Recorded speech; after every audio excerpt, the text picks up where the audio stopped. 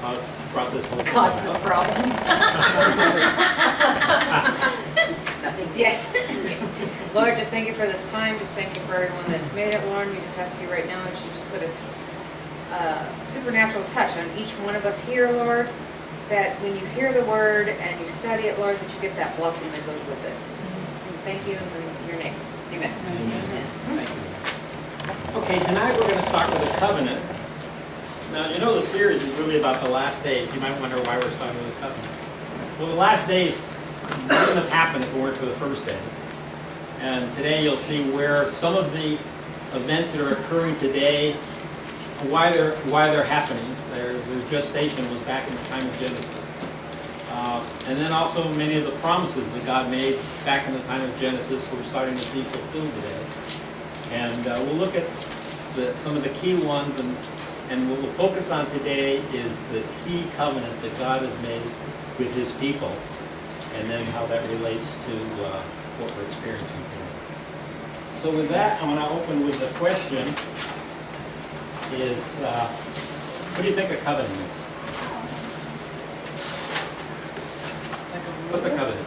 Like a contract? A contract, good. Yeah. Agreement between Anything two else? parties. What? Agreement between two or more Agreement between parties. two parties. Okay. Any other terminology? It's like a What's the difference? Do you think there's a difference between a covenant and an agreement or a contract? It's holy, maybe? It's holy? Yeah. It's more solemn. It's a little stronger. You're making a commitment versus a promise. You're making a commitment. It often is covered with an oath, which would then be held up in court as perjury in today's world. In the ancient times and even today, it was often made with a seal. And so the intent of a covenant, as opposed to a promise, is the solemnity and the inference of importance, and the inference of some sort of an action to be taken if you don't live up to your end of the covenant, which would be more serious than typically breaking a promise or breaking an agreement. In today's world, what happens if you break a contract? You get You might get sued. Probably get sued. And, how do you get sued? You go to court. You go to an authority. Yeah. You go to an authority, and that authority is empowered, the government, within the power of the government, to cause, to you to either pay up or to do something to bring it right. Now, what about in the old days, before we had, let's go back even before the Roman time, back even before the Greek time. How do you think how were covenants handled then? What if you broke an agreement then? What happened? So the two parties took it into their own hands. Usually their clan would be some sort of a clan action or a family action or a personal action. It was basically up to the two parties in some way to make that happen, to bring that about. Now, what about an agreement today, a contract? If you make a contract with the federal government, how does that get adjudicated? Now, if you screw up, what happens? They come down and hit you on the head, right? What if the government fails to live up to it? How do you handle that? If the government doesn't hold up to their contracts, they don't do anything. You go to court. You go to another arm of the government, You go to a higher right? court. You go to you still go to the government. Yeah. It's a different arm of the government, and you anticipate that arm will not be unduly influenced to make an agreement in your direction. That's not always the case. Very frequently, if you've done something to a high enough level in the government, you've caused some problem, you may find your adjudication is a lot less satisfactory than you think is proper. But that's what happens. What about in ancient times when you had an agreement between some people of different levels of power? For example, a subject and a king. What if they make an agreement? What happens if the subject fails to live up to the agreement? The king takes care of it, right? What happens if the king doesn't live up to the agreement? Well, usually people could the revolt. poor guy, the guy loses. I don't know if how many of you saw the movie The Latest movie with Robin Hood with, who was the big actor? Russell Crowe? What? Russell Crowe? Yeah, with Russell Crowe. You remember where the king, whatever, John made an agreement with the people that if they helped him save the invasion from France, he signed an agreement they would have all these different rights and everything. So so he made an agreement with his lords and all the people, and he made it a public thing. And then after they won the battle, what did he do? He burnt it. He wrote it off. He said, my authority comes from God. I don't have to make an I agreement just watched with the you. movie. I was gonna say, it's good. Frankly, the people were out of luck. Yeah. So in an unequal agreement, the enforcement of it is in the hands of the stronger party. And so if you have an agreement between unequal parties, you either do it because you have to. For example, if you're a very weak party and you want this strong party to protect, you want his protection, you may make an agreement with him and hope that he lives up to it, because you're going to end up having to do whatever you have to do to make that agreement, whether it's pay tribute or do work or whatever. You hope he lives up to his end of the agreement if the time comes. Now we're talking about covenants between man and God. Now, is that an equal agreement, an equal covenant? Not hardly.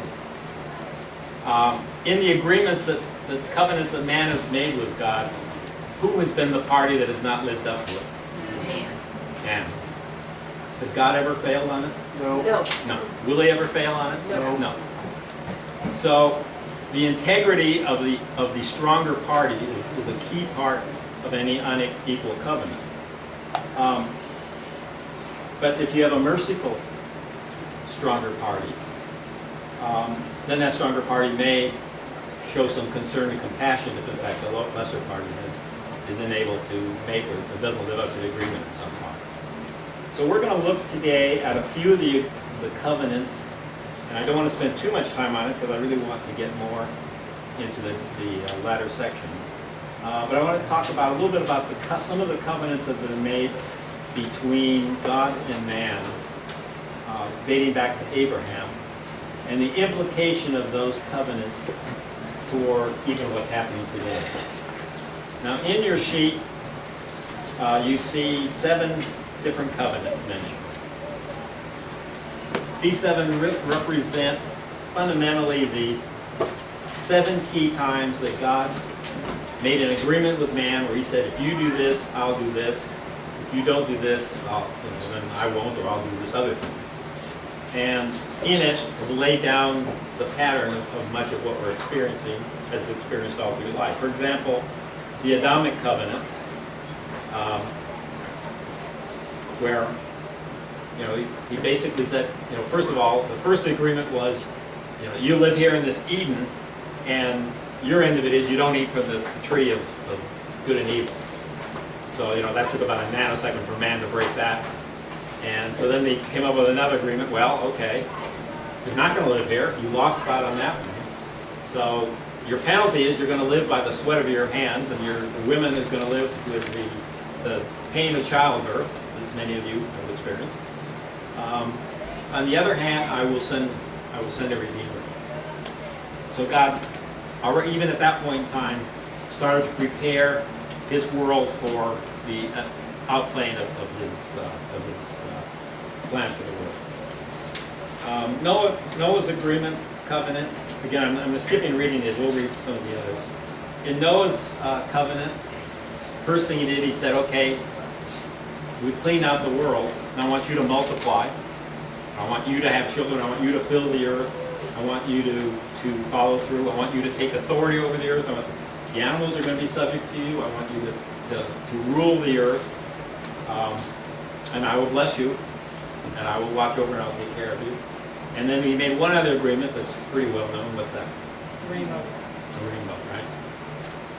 Never again will I destroy the earth by floods or by water.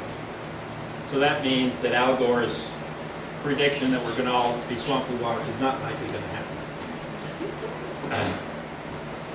Okay, the next one that came along I do want to read, and can we start this way?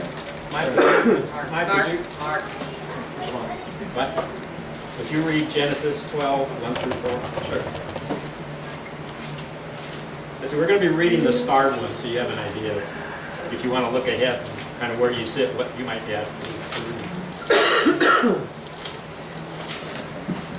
Oh, Joe. 12, 1 through 4. Yeah. Emily, to save time, why don't you look up Exodus 19, 5 and 6. I'm And missing. Tony, you want to read, look up, well, look, no, never mind. I'm actually, you're gonna have me read Genesis?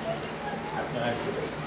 Let's see, oh, no, Emily, I want you to read Exodus 19, 5 and 6 when we come to that. And then, Tony, I want you to jump down to Jeremiah 31, 34 when I ask you. Okay? Okay, Mike? Mark. It's Mark. Oh, Mark, I'm sorry. Hey, guys. Peanut gallery over there. That's close. That's close. It was an M. You got an M in a C, actually. Yeah. Alright, Genesis 12. The Lord said to Abram, "Go from your country and your people and your father's household to a land I will show you.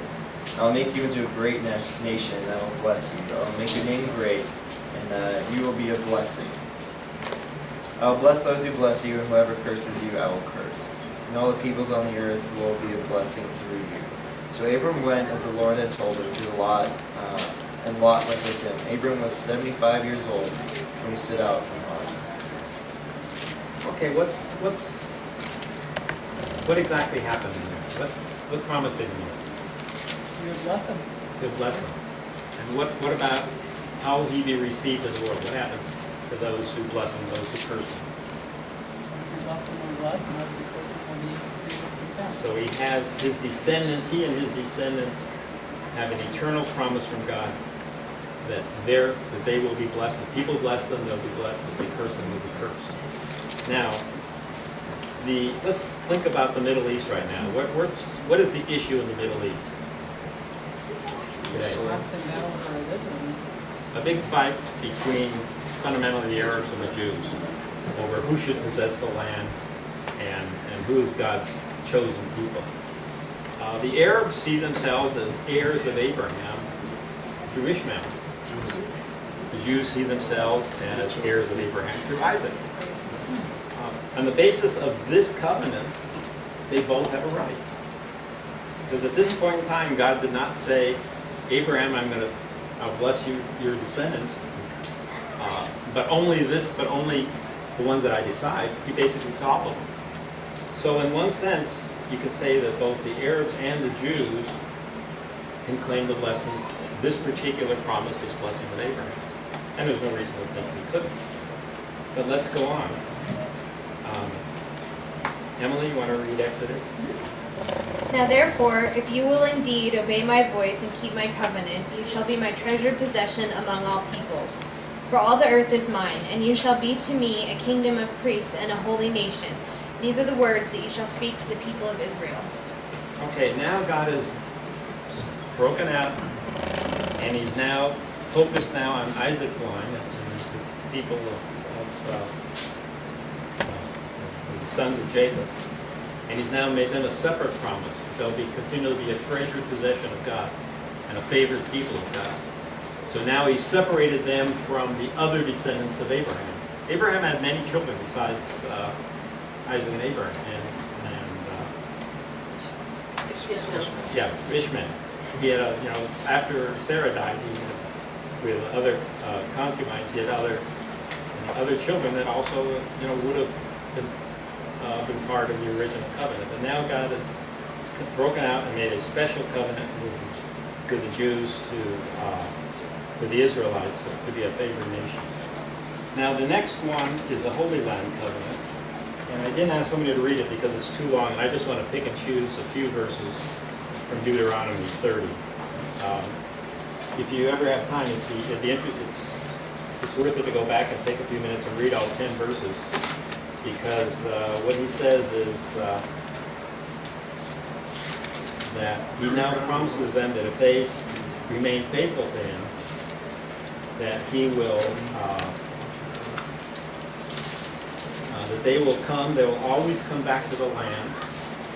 They will live there, they will increase, they will prosper, they will be blessed, and the land will be fruitful. Let's see if I can take over.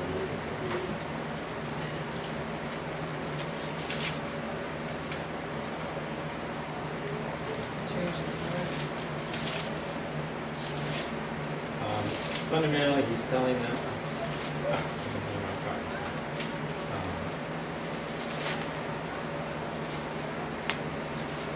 He says, the Lord will God, if they're faithful, the Lord will put curses on his enemies who hate and persecute you.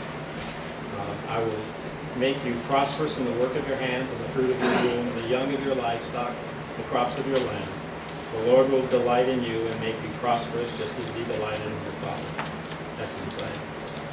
Now, quickly, if you think about, again, the land of Israel, what was that land like before the Israelites came back into it? Barren, Just a wasteland.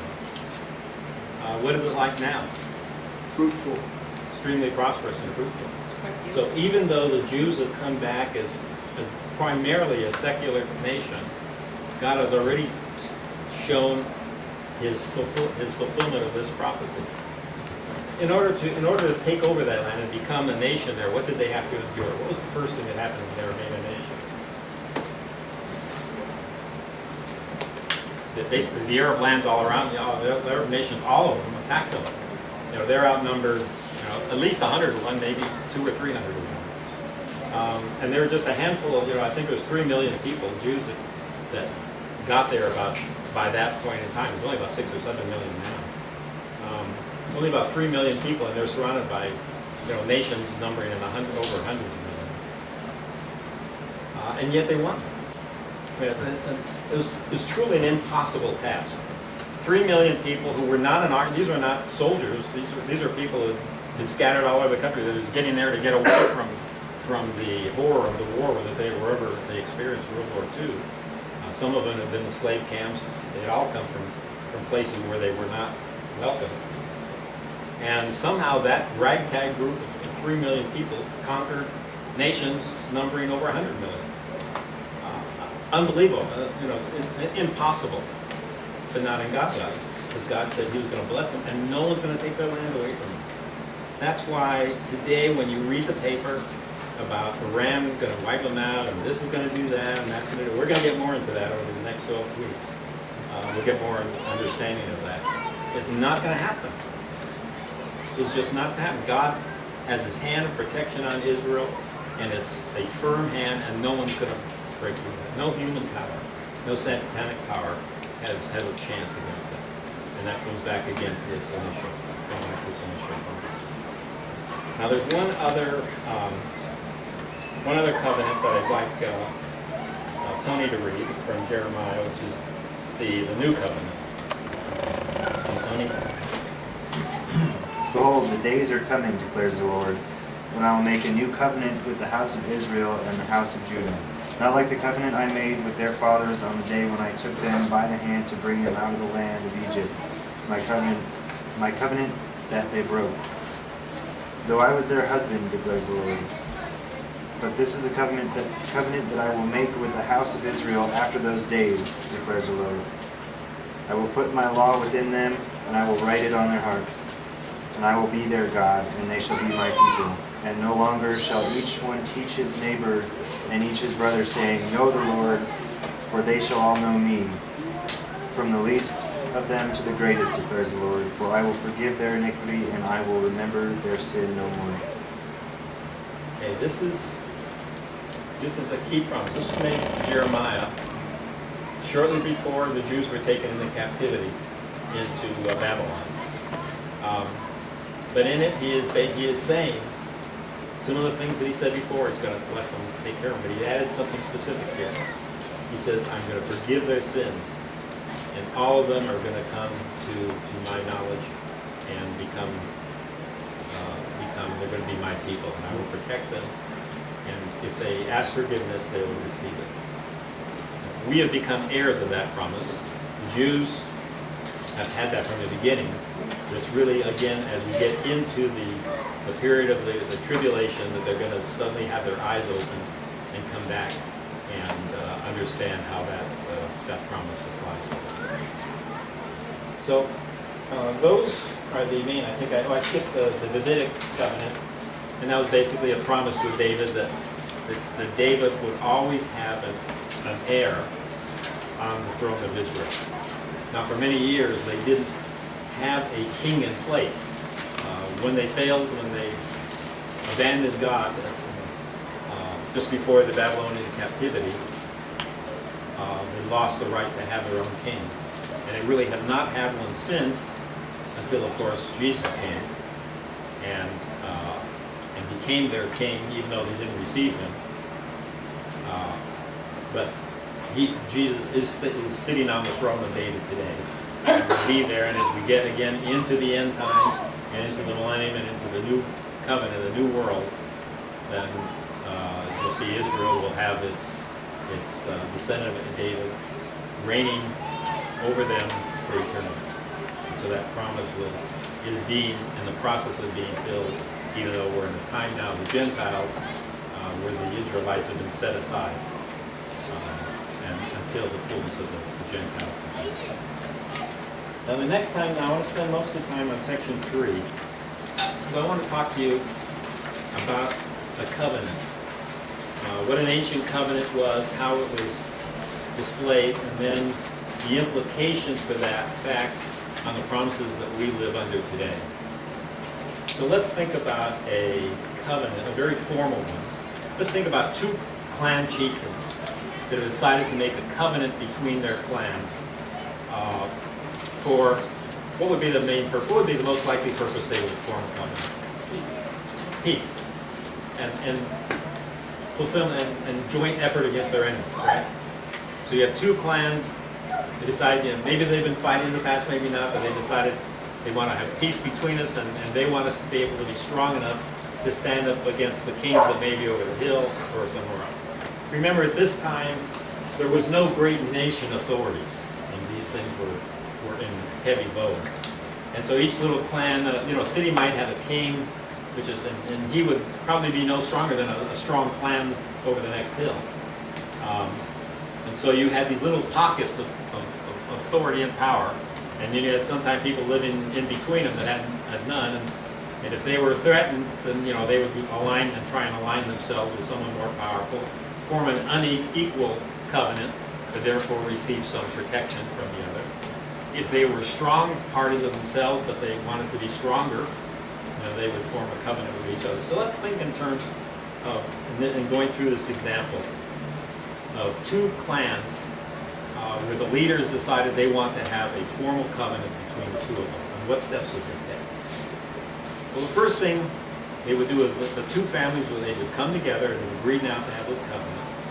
And they would, if you look through, you'll see in section 3, you're going to see 12 steps I'm going to talk about.